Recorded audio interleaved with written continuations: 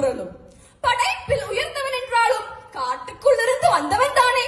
காட்டுக்குள் இருந்த போது தனக்குள் இருந்த மனிதத்தை தெரிந்து கொள்ளவில்லை.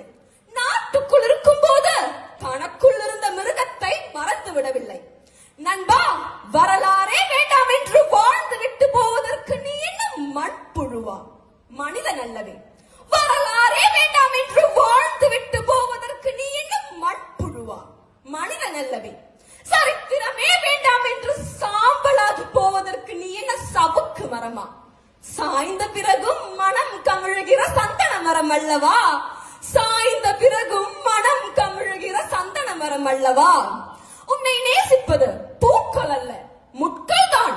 இருக்கட்டுமே, முள்மரத்தில் அமர்ந்தாலும் குயிலே நீ கூவிக்கொண்டுதான் இருக்க வேண்டும். வனாந்திரத்தில் வாழ்ந்தாலும் கிளியே நீ பேசி